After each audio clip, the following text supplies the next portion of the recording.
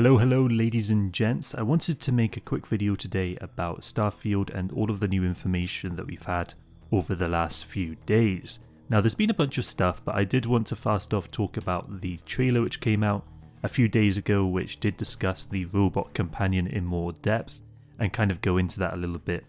So I think that this does confirm a few things. First off, that there are going to be robots in this universe that they're setting up. And it does also confirm that there's going to be some level of intelligence with those robots and that they are self-autonomous. So they could do things like, for example, steer your ship if, say, for example, you don't want to fly it yourself sometimes.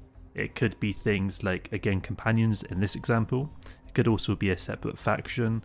And it could also just be people that are walking around in the universe, but instead of being people, it's actually robots in some circumstances, like in the cities, for example. Now, personally, I think that robots in any form of media can actually be really good. Think about Data in Star Trek, or in Mass Effect, there was Legion. You know, in Borderlands, we had Claptrap. We also had Victor in Fallout New Vegas, and we had something like GLaDOS in Portal. And there's a bunch of other examples too. You know, we can see something like Nick Valentine in Fallout 4, another good example. And so I'm really hoping that they do keep up that kind of pedigree of having good robot characters in the sci-fi universes which surround them. Now, for those of you that have played Fallout 4, you'll remember that there was an Automatron Dlc for robots which allowed customizations and modifications of those robots. And so we'll see if that's also in the game of Starfield. Not really something I'm super interested in either way, because I'm more interested in the characters, the story, the environment, the world, than I am customization, but I'm happy to see that too, I guess, if it's in the game.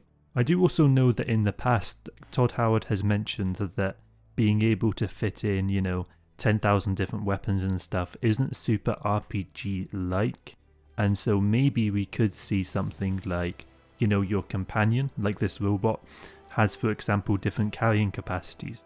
Maybe some are really good at carrying stuff, some are good at high health pool, some have high damage, and we could see some kind of delineation between the companions that you have beyond just the character that they have, and instead mechanics that are presented in the game. There are also some extra leaks that we've seen come out in the last few days, and I did want to touch on that too.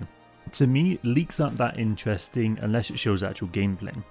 And for me, watching actual gameplay is a difficult thing to really wrap my head around if I want to do, because it does set certain expectations, and sometimes they're managed by the devs, if the devs release footage, and sometimes it's released by, someone leaking the game, like it was in Cyberpunk, for example. And that also is going to leave you with a certain view of the game. Might be a bit more realistic in that case. Now, in Starfield's case, we haven't seen gameplay. What we've seen is a few extra screenshots, a few extra images leaked. And I did want to kind of mention them, talk about them a little bit, but I don't think it's anything super crazy to talk about. I very much suspect that this is someone from the Starfield team which is slowly leaking out information through unofficial channels, because it does add some hype to the game. I don't think that this is necessarily a disgruntled employee or someone that's really looking for nefarious means for the dev team. So fair enough, I do want to kind of go over them now. So there is the miner suit that we saw, and there's a few things that we can infer from this. Of course, it being a miner suit, that does mean that there's going to be some way to kind of mine either asteroids or other planets, and that's going to be a theme, at least in part of the game, that mining and a mining industry in space is a common occurrence. Now, I will say that when I mentioned this, that because obviously it's a miner suit that also has atmospheric protection, I would suspect that this is on an alien world. Because if it was on an alien asteroid, I believe that it would have to have extra padding, because otherwise the pressure would be too strong, I suspect. And so because this is, again, I think a suit only meant to protect from the atmosphere that's surrounding maybe in a toxic or hazardous environment. Now, we did also have a ship design so far, and I did want to talk about that a little bit. It kind of reminds me a little bit of Star Citizen in the way that the ships are designed in a very kind of utilitarian, way, which are designed for function over form. And by that what I mean is that they are designed in a way that's conducive for optimal performance rather than something that just aesthetically looks good.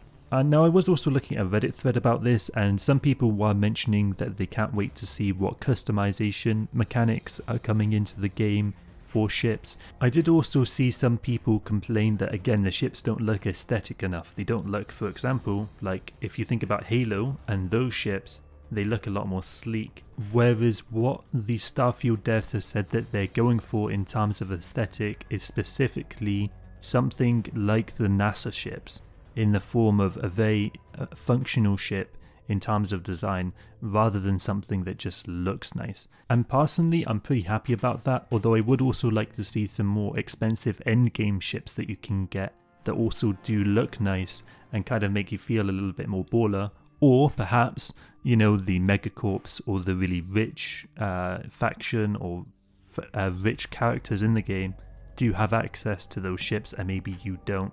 That also I think could be a fun thing to explore. And so a comparison there may be what, for example, you know, $1 million yacht and $100 million yacht would look like in terms of aesthetics, inside and outside. Now I have left the rest of the leaks until this part of the video because whilst they do contain a little bit of information that we can gather, it's really not that much. And so I did want to only give it a kind of like glancing mention here and there. It's showing some little, you know, corridors, corners of the ship. Nothing super spectacular about it really. From what I understand, they're from 2017 or 2018, but they're like they're ones that have just been discovered from that original leak. I am also, with these leaks and also the aesthetic in general, getting an idea that a lot of people are not going to appreciate the less fantasy style art style that they're used to, and instead might be slightly disappointed with the aesthetic that's presented in Starfield because they are used to more, you know, glamorous aesthetics, glamorous art. And I think a good example of something that does this really well is something like Mass Effect Andromeda. The story in that game was awful. I'm not going to defend it. The characters in that game were mediocre at best. But the art in that game, if you actually look at it, was generally speaking pretty good.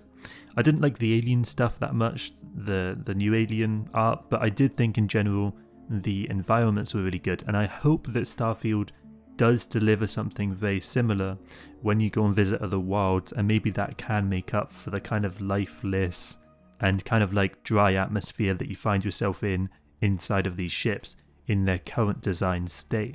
And I do think that's something that Mass Effect really did work around really well in the way that they designed the ships of their games as well as the worlds. They were very, you know, aesthetically pleasing, or at least not awful to look at, which is a unique and nuanced thing to do that I think a lot of people don't appreciate enough.